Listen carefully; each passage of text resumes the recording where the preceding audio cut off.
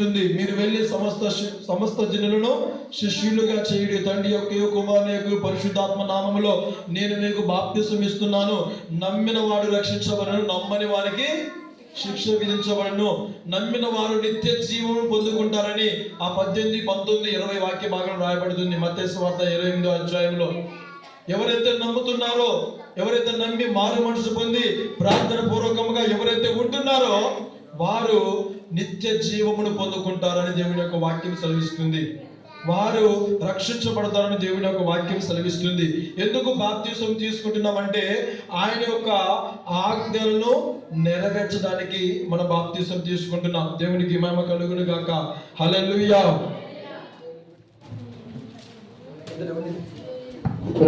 హల్లెలూయా. ఎందుకు నువ్వు బాప్తిసం పొందుకుంటున్నావు? కొంతమంది లోకములో ఉన్నటువంటి వారు పెళ్లి కోసం బాప్తిసం తీసుకుంటారు, పెళ్లి కోసం బాప్తిసం తీసుకుంటారు. కొంతమంది ఉద్యోగం కోసం బాప్తిసం తీసుకుంటారు. కొంతమంది చచ్చిపోతామేమో భయంతో తీసుకుంటారు. కొంతమంది చివరి క్షణాలలో ఇక చచ్చిపోతామేమో, చచ్చిపోతే వెళ్ళిపోతామేమో. బతుకున్నప్పుడు మాత్రం అర్థం కాదు, బతుకున్నప్పుడు మంచిగా ఉన్నప్పుడు అర్థం కాదు, వెళ్ళిపోతాం అర్థం కాదు. తీరా లాస్ట్కి వచ్చేసరికి ఇంకా చనిపోతాం అనే ఆ మరణాపాయ స్థితిలో వచ్చినప్పుడు చచ్చిపోతాం భయంతోటి చనిపోయినాక ఆత్మ వెళ్ళిపోయింది అప్పుడు తెలిసి వస్తుంది. ఆ టైంలో తీసుకునే వారు కూడా కొంతమంది ఉంటారు.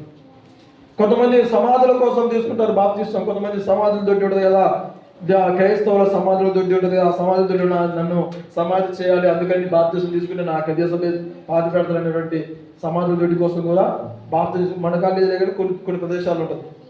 దాని కొరకు బాప్తిసం తీసుకునే వారు ఉంటారు. కొంతమంది డబ్బుల కోసం బాప్తిసం తీసుకుంటే ఏదో ఒక విధంగా దేవుడు సహాయం చేస్తాడు, బాప్తిసం తీసుకుంటే నేను ఆశీర్వదించబడు అని ఏదో ఒక ఆశ కలిగి తీసుకుంటారు. అలా కాదు బాప్తిసం తీసుకోవడం. బాప్తిసం దేని కొరకు తీసుకుంటున్నాం? ఎందుకు కొరకు తీసుకుంటున్నాం? బాప్తిసము తీసుకోవడం ద్వారా మొదటిగా మనము క్రీస్తులో చనిపోతున్నాం, క్రీస్తులో చనిపోతున్నాం. బాప్తిసం తీసుకోవడం ద్వారా మనం క్రీస్తుతో సమాధి చేయబడుతున్నాం. బాప్తిసం తీసుకోవడం ద్వారా తిరిగి మనము నూతనముగా లేపబడుతున్నాం. దేవునికి మహిమ కలుగును గాక. హల్లెలూయా. ఎప్పుడైతే నువ్వు బాప్తిసము తీసుకుంటున్నావో, ఎప్పుడైతే దేవుని యొక్క రక్షణలోనికి నువ్వు అడుగు పెట్టుచున్నావో అంటే మొదటిగా నువ్వు చనిపోతున్నావు. బాప్తిసం తీసుకుని మనం చనిపోతున్నాం. బాప్తిసం తీసుకున్నప్పుడు మనం ఇట్లా వెనక్కి మునుగుతాం కదా, వెనక్కి మునిగినప్పుడు మనం ఏం పెడతాం? అప్పటికప్పుడే మన పాపములన్నీ అక్కడ చనిపోతున్నాయి. అప్పటికప్పుడే మన పాపములన్నీ క్రీస్తులో మన పాపములన్నీ అక్కడ చనిపోతున్నాయి. నువ్వు ఎప్పుడైతే ఆ యొక్క బాప్తిసం తీసుకోవడానికి ఎప్పుడైతే ప్రేరేపణ కలుగుతావో అప్పుడే నీ పాపములన్నీ కూడా చనిపోతున్నాయి. ఎప్పుడైతే దేవుడు ఆ యొక్క నీళ్ళలో ఎప్పుడైతే మునుగుతావో నీ పాపములన్నీ అక్కడ సమాధి చేయబడుతున్నాయి. అక్కడ ఏమైపోతున్నాయి? సమాధి చేయబడుతున్నాయి. తిరిగి నువ్వు ఎప్పుడైతే లేపబడతావో నీళ్ళ నుంచి నూతనముగా నువ్వు మార్చబడుతున్నావు. ప్రభుతో నువ్వు ప్రభు ఏ రీతిగా అయితే సమాధిలో నుంచి తిరిగి లేచిన్నాడో, ప్రభు యొక్క రాకడలో మరి పూరా శబ్దముతో దేవుడు రెండో రాకడ లోకానికి వచ్చినప్పుడు సమాధిలో ఉన్నటువంటి మనము ఎప్పుడైతే వస్తుందో, మనం చనిపోయిన తర్వాత ఎప్పుడు వస్తుందో మనకు తెలియదు. కానీ ఎన్ని సంవత్సరాల తర్వాత వచ్చినా కానీ బాప్తిసం తీసుకున్నటువంటి వారు మృతులైన వారు మొదటిగా లేపబడతారు. ఆమేన్. హల్లెలూయా. వారు నిత్య జీవమును పొందుకుంటారు. దేవునికి మహిమ కలుగును గాక. హల్లెలూయా. బాప్తిసం అంటే నూతనముగా జన్మించుట, నూతనముగా జన్మించుట. ఎప్పుడైతే మన పాపములు విడిచిపెడతామో, ఎప్పుడైతే మన పాపములుగా సమాధి చేయబడి ఉంటాయో మరలా వెను తిరిగి వాటి వైపు చూడొద్దు. బాప్తిసం తీసుకున్నప్పుడు కూడా కొంతమంది ఏం చేస్తారంటే బాప్తిసం తీసుకుని ముందుకు వెళ్ళేటప్పుడు ఎన్ని తిరిగి చూస్తాం, ఎన్ని తిరిగి చూడొద్దు. ఎన్ని తిరిగి చూస్తే మళ్ళీ నువ్వు లోకాశల వైపు చూసినట్టు. ఎందుకంటే నీ పాపములన్నీ అక్కడ పాతి పెట్టావు, నీ పాపములన్నీ అక్కడ సమాధి చేయబడ్డాయి, నీ పాపములన్నీ విడిచిపెట్టావు. విడిచిపెట్టిన వాటి గురించి నీకు ఎందుకు ఇంకా వాటి వైపు మళ్ళీ మనము తిరిగి చూడొద్దని దేవుని యొక్క వాక్య భాగం ద్వారా ప్రభు మనతో మాట్లాడుచున్నారు. దేవునికి మహిమ కలుగును గాక. హల్లెలూయా. మరి బాప్తిసము ఎందుకు తీసుకోవాలనేటువంటి మాటను మనం చదువుకున్నట్లయితే ఆ యొక్క అపొస్తలుల కార్యాల గ్రంథము 2వ అధ్యాయము 38వ వాక్య భాగాన్ని మనం చదువుకుందాం త్వరగా. అపొస్తలుల కార్యాల గ్రంథము 2వ అధ్యాయం 38వ వాక్య భాగం. మీరు మారు మనసు పొంది పాప క్షమాపణ నిమిత్తము ప్రతివాడు యేసుక్రీస్తు నామమున బాప్తిసము పొందుడి, అప్పుడు మీరు పరిశుద్ధాత్మ అనేటువంటి వరమును పొందుదురు. హల్లెలూయా. హల్లెలూయా. చూడండి, ఇక్కడ దేవుని యొక్క వాక్య భాగంలో అపోస్తల కార్యాల గ్రంథము 2:38 వాక్య భాగంలో రాయబడి ఉంటుంది. అక్కడ చూసినట్టయితే ప్రియమైన దేవుని బిడ్డలారా, పేతురు అంటున్నాడు, మీరు మారు మనసు పొంది పాప క్షమాపణ నిమిత్తము ప్రతి వాడు యేసుక్రీస్తు నామమున బాప్తిస్మము పొందుడి, అప్పుడు మీరు పరిశుద్ధాత్మ అనేటువంటి వరమును పొందుకుంటారంటున్నాడు. ఎందుకు బాప్తిస్మం పొందాలంటే పాప క్షమాపణ కొరకే బాప్తిస్మం పొందాలి. పాప క్షమాపణ నిమిత్తమై ఎప్పుడైతే నువ్వు బాప్తిస్మం చేసుకుంటావో అప్పుడు పరిశుద్ధాత్మతో నువ్వు నింపబడతావు.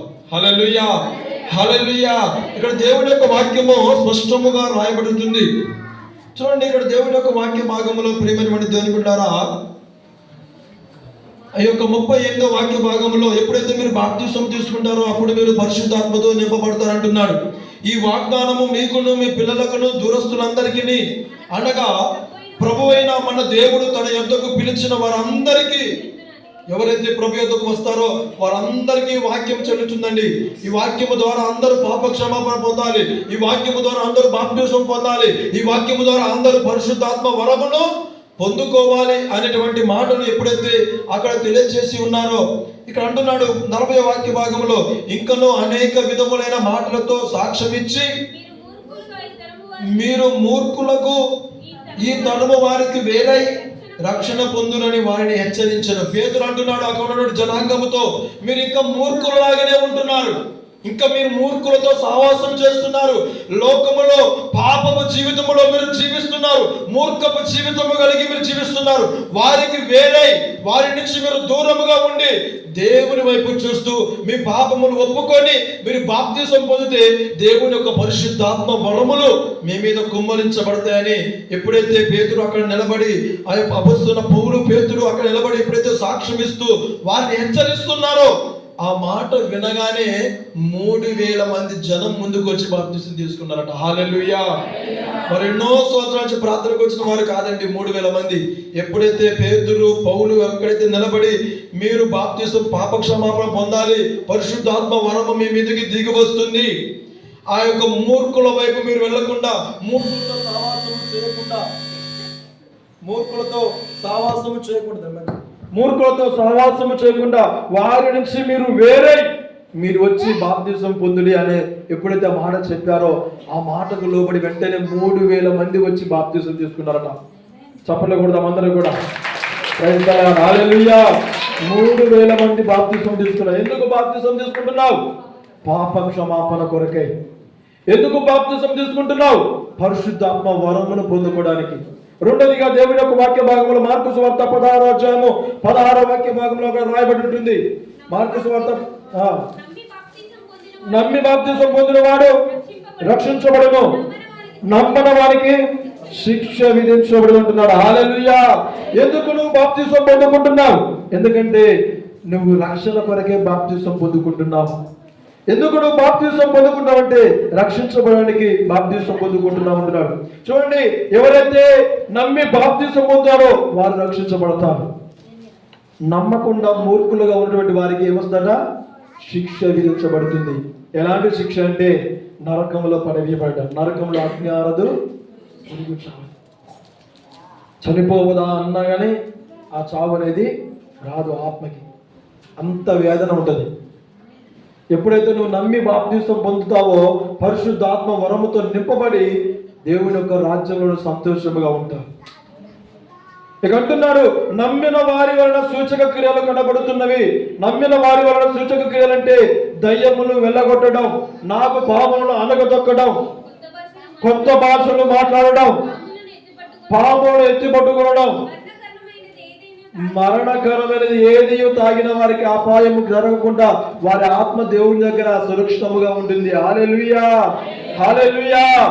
నమ్మిన వారి వలన ఈ సూచక క్రియలు కనబడతాయి.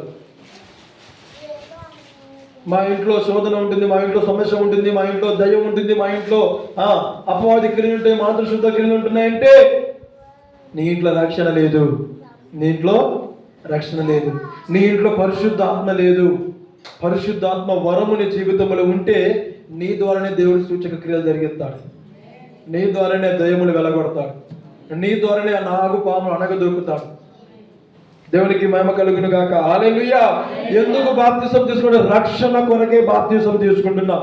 మూడోదిగా దేవుని యొక్క వాక్య భాగములో యోహాను సువార్త 3వ అధ్యాయము 3వ వాక్య భాగములో మనం చదివినట్లయితే యోహాను సువార్త 3వ అధ్యాయము 3వ వాక్య భాగం నుంచి చదువుకుందాం. ఒకడు కొత్తగా జన్మించితేనే కానీ అతడు దేవుని రాజ్యమును చూడలేని మీతో నిశ్చయముగా చెప్పుచున్నాను నేను. అందుకు నికోదేము, ముసలివాడైన మనుషుడేలాగు జన్మింపగలడు? రెండో మారు తల్లి గర్భమందు ప్రవేశించి జన్మింపగలడా అని ఆయన అడగగా యేసు ఇట్లనెను, ఒకడు నీటి మూలముగాను ఆత్మ మూలముగాను జన్మించితేనే గాని దేవుని రాజ్యంలో ప్రవేశించలేడని నీతో నిశ్చయముగా చెప్పుచున్నానెను. హల్లెలూయా, హల్లెలూయా. చూడండి, అక్కడ జరిగినటువంటి యొక్క సంభాషణలో ప్రియమైన దేవుడా, ఒకడు కొత్తగా జన్మించితేనే గాని దేవుని రాజ్యంలో ప్రవేశించలేడు. ఆ మాట చెప్పినప్పుడు అక్కడ నికోదేమైనటువంటి వ్యక్తి, ముసలివాడైనటువంటి అంటున్నాడు, మరలా తల్లి గర్భంలో రెండోసారి ఎట్లా జన్మిస్తారయ్యా అని ప్రశ్న వేస్తున్నాడు. అప్పుడు యేసు అంటున్నాడు, ఒకడు నీటి మూలముగాను ఆత్మ మూలముగాను జన్మించితేనే దేవుని రాజ్యంలో ప్రవేశిస్తారంటున్నాడు. బాప్తిసం అంటే నువ్వు కొత్తగా జన్మించడం. బాప్తిసం అంటే నువ్వు దేవుని యొక్క రాజ్యములో నివాసుడిగా నువ్వు పిలవబడడం. దేవునికి మహిమ కలుగును గాక. హల్లెలూయా, హల్లెలూయా. ఆ రీతిగా నువ్వు పిలవబడడం అని దేవుని యొక్క వాక్య భాగము ద్వారా ప్రభు మనతో మాట్లాడుచున్నాడు. బాప్తిసం అంటే నువ్వు కొత్తగా జన్మించడం. కొత్తగా జన్మించడం అంటే చూడండి, ఇక్కడ దేవుని యొక్క వాక్య భాగంలో మీరు కొత్తగా జన్మింపవాలని నేను మీతో చెప్పినందుకు మీరు ఆశ్చర్యపడవద్దు. గాలి తనకిష్టమైన చోటను విసురును, నీవు దాని శబ్దమును విందువే కానీ ఎక్కడి నుండి వచ్చునో ఎక్కడికి పోవును నీకు. చూడండి, ఒక ఉదాహరణ కూడా ప్రభు మనకి తెలియజేస్తున్నాడు.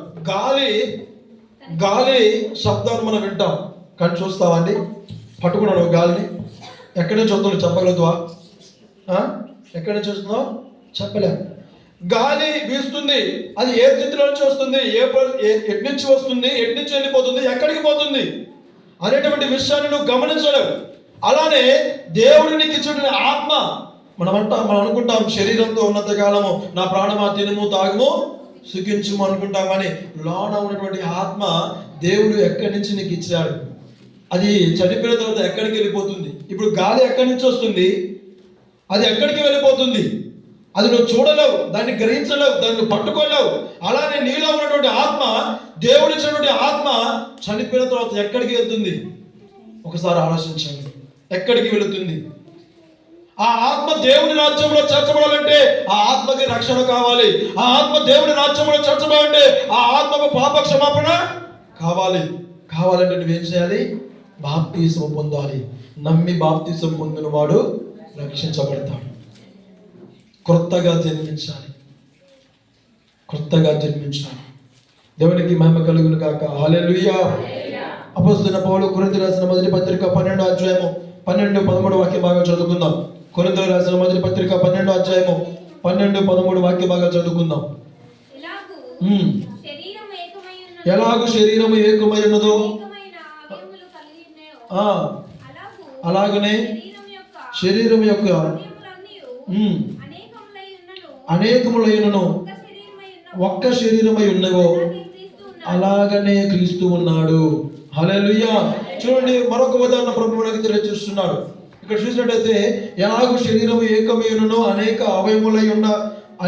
అవయములు కలిగి ఉన్నదో, ఎలాగో శరీరం ఒక్క అవయములన్నీ అనేకములై ఉన్ననో ఒక్క శరీరమై ఉన్నదో, అలాగనే క్రీస్తులో కడబడిన వారందరూ కూడా, క్రీస్తుతో బాప్తిసము తీసుకున్న వారందరూ కూడా, క్రీస్తు రక్తములో కడిగి పడిన వారందరూ కూడా, పాప క్షమాపణ పొందిన వారందరూ కూడా సంఘమంతా కూడా ఒక్కటిగా పిలువబడాలి. హల్లెలూయా. ఇక్కడ ఆ పారాగ్రాఫ్ మొత్తం చదువుకుంటే మీకు తర్వాత అర్థమవుతుంది. ఎక్కడైతే మీరు ఒక ఆత్మ యందు ఏ రీతిగా అయితే దేవుని యందు బాప్తిసం పొంది యేసుక్రీస్తు ద్వారా తండ్రి కుమార పరిశుద్ధాత్మ నామములో దేవుని యొక్క త్రియేక నామములో ఎవరైతే బాప్తిసం పొంది ఉన్నారో, మీ శరీరంలో ఉన్నటువంటి అవయవాలు మరి ఏ రీతిగా అయితే అవి అనేకములైనప్పటికీ కూడా ఒకటే శరీరంలో నివసిస్తున్నాయి. అవునా కాదండి? ఒకటే శరీరంలో నివసిస్తున్నాయి. శరీరం ఒకటే, కానీ అవయములు చాలా ఉన్నాయి. సంఘం ఒకటే, మనమందరము కూడా ఒక కుటుంబముగా ఉండాలి. సంఘము క్రీస్తు సంఘములో ప్రవేశించుటకై బాప్తిస్మం తీసుకోవాలి. క్రీస్తు సంఘములో ప్రవేశించడానికి, ఐక్యత కలిగి జీవించడానికి, సహోదర ప్రేమ కలిగి జీవించడానికి. మరి శరీరంలో ఉన్నటువంటి అవయవాలు, ఆ యొక్క తల కానీ, కళ్ళు కానీ, చేతులు కానీ, మరి దేనికి దానికి సపోర్ట్ లేకుండా నా యొక్క శరీరంలో ఈ కాలు ఉండొద్దు, నేను నడవగలుగుతాను, నడతా, నా శరీరంలో ఈ కళ్ళు వద్దు, నేను చూడగలుగుతావా? శరీరంలో అవయవాలు అన్ని ఉన్నా కానీ అవి ఏక శరీరముగా ఏ రీతిగా ఉంటున్నాయో, సంఘము కూడా మనం అనేకములు అయినప్పటికీ కూడా ఒకటే సంఘముగా మనం పిలువబడానికి బాప్తిసం తీసుకోవాలి. దేవునికి మహిమ కలుగును గాక. హల్లెలూయా.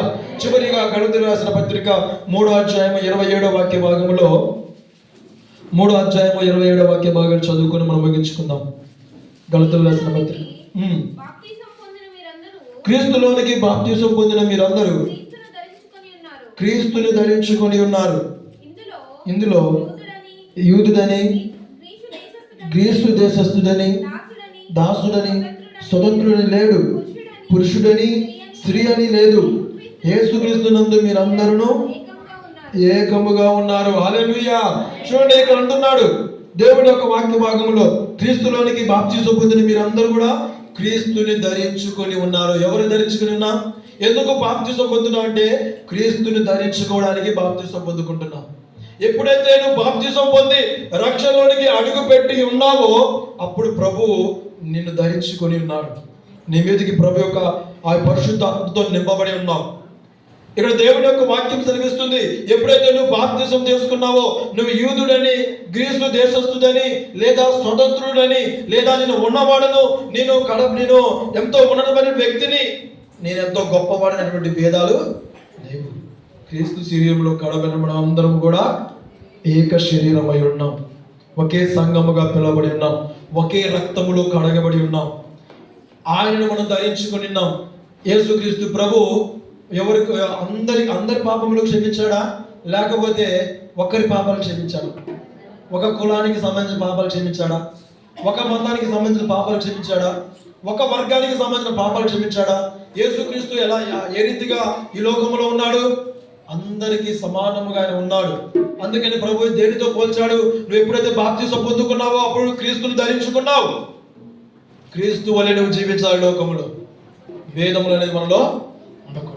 యూదుడని అక్కడ అంటున్నాడు, యూదుడని కానీ, గ్రీసు దేశస్థుని కానీ, నేను స్వతంత్రుడని కానీ, నేను ఉన్నవాడిని కానీ ఇక అంటున్నాడు, లేదు పురుషుడని, స్త్రీ అని కానీ లేదు, కానీ మనమందరము కూడా బాప్తిసం పొందిన మనమందరం కూడా క్రీస్తు యేసునందు మీరందరూ ఏకముగా ఉన్నారు. హల్లెలూయా. క్రీస్తునందు మనం ఎలా ఉన్నామట? ఏకముగా ఉన్నాం. ఎందుకు బాప్తిసం పొందాలంటే పాప క్షమాపణ కొరకే బాప్తిసం పొందాలి. ఎందుకు బాప్తిసం పొందాలంటే రక్షణ కొరకే బాప్తిసం పొందాలి. ఎందుకు బాప్తిసం పొందాలంటే నూతనముగా జన్మించడానికి బాప్తిసం పొందాలి. ఎందుకు బాప్తిసం పొందాలంటే దేవుని యొక్క రాజ్యంలో చేర్చబడానికి బాప్తిసం పొందాలి. ఎందుకు బాప్తిసం పొందాలంటే ఆయన సంఘములో నువ్వు ఒకటిగా పిలువబడడానికి బాప్తిసం పొందాలి. ఎందుకు నువ్వు బాప్తిసం పొందాలంటే ఏక శరీరముగా ఐక్యత కలిగి సమానముగా దేవుని ధరించుకొని, దేవుని యొక్క పరిశుద్ధాత్మను మనం ధరించుకొని, ప్రభు ఏ రీతిగా ఈ లోకంలో జీవించినాడో ఆ రీతిగా జీవించడానికి, ఆయన సాక్షిగా పిలువబడడానికి నువ్వు బాప్తిసం తీసుకోవాలి. Praise the Lord. హల్లెలూయా. చివరిగా ఒక మాట చెప్పి నేను ముగిస్తాను. బాప్తిసము ఎప్పుడు తీసుకోవాలి?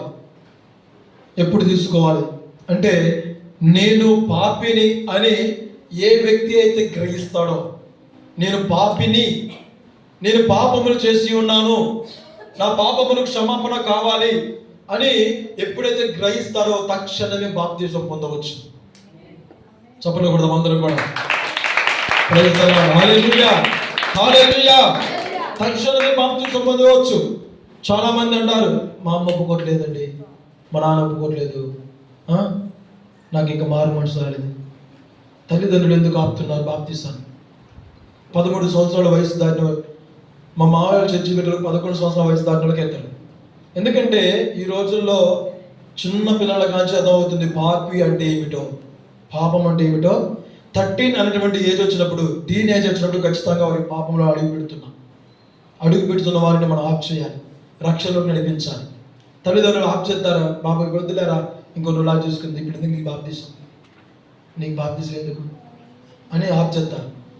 తర్వాత కొన్ని సంవత్సరాల తర్వాత అయ్యగారు మా బాబు మాట వినడం లేదు, మా బాబు వచ్చేస్తాడు, సిగరెట్ తాగుతాడు, మందు తాగుతాడు, చెడు అలవాటు కలిగి ఉంటాడు. అప్పుడు ఆపినవుగా. రక్షణ వంటి భయము, ఆ యొక్క బాప్తిజం వంటి భయము ఆ కుమారుడికి ఆ కుమార్తెకు ఉంటే 13 టీనేజ్ లో ఉన్నప్పుడే పాపంలో అడుగుపెట్టడానికి మొదటి స్టేజ్ అది. ఆ మొదటి స్టేజ్ లో నువ్వు ఆఫ్ చేస్తే అక్కడితో ఆగిపోయేటువంటి వాడు, అక్కడితో ఆగిపోయేటువంటి కుమార్తెను నువ్వేం చేసావు?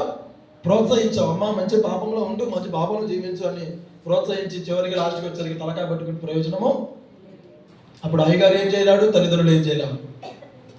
కాబట్టి 13 ఆ యొక్క ఏజ్ దాటిన తర్వాత కూడా మనం ఆయన ఆప్ చేయదు, బాప్తీసం తీసుకోవాలి, పాప క్షమాపణ పొందాలి. వాళ్ళు రక్షణ అనేది వారికి, ఆ పాపం అంటే ఏమిటో, రక్షణ అంటే ఏమిటో వారు పాపంలోనికి అడుగు పెట్టకుండా ఆ రక్షణ వాడిని ఆప్ చేస్తారు. అయ్యో నేను బాప్తీసం తీసుకున్నాను కదా, నీ మందు తాగొద్దు, నీ బాప్తీసం తీసుకున్నాను కదా, నేను చెడ్డ అలవాట్లు కలిగి ఉండొద్దు, నన్ను ప్రభు చూస్తున్నాడు. నువ్వు వారు పాపం చేసి నువ్వు చూడకపోవచ్చు, తల్లిగాను చూడకపోవచ్చు, తండ్రిగాను చూడకపోవచ్చు, స్నేహితులుగాను చూడకపోవచ్చు, బంధువుగాను చూడకపోవచ్చు, కానీ చూసే దేవుడు యేసయ్య ఉన్నాడు, చూస్తున్నాడు. ఆయన నువ్వు ఆప్ చేయడం అని చూస్తున్నాడు, ఆమె పాపంలో పడివేయడం చూస్తున్నాడు. కాబట్టి నా ప్రియమైనటువంటి దేవుని బిడ్డలారా, బాప్తిసము ఎంతో ప్రాముఖ్యమైనది. దేవుని యొక్క రాకడ అతి సమీపంలో ఉన్నది. దేవుని యొక్క రాకడ అతి సమీపంలో ఉన్నది. ఎప్పుడైతే దేవుని యొక్క రాకడ సమయంలో దేవుని యొక్క దేవదూతల యొక్క కడబోర శబ్దంతో బోరలు గుత్తాయో, రక్షణ పొందినటువంటి వారు మంచిగా ఎత్తబడతారు, రక్షణ పొందినటువంటి వారు విడవబడతారు. ఇక్కడ ఎత్తబడినటువంటి వారిగా ఉండాలి, విడవబడినటువంటి వారిగా కాదు. కాబట్టి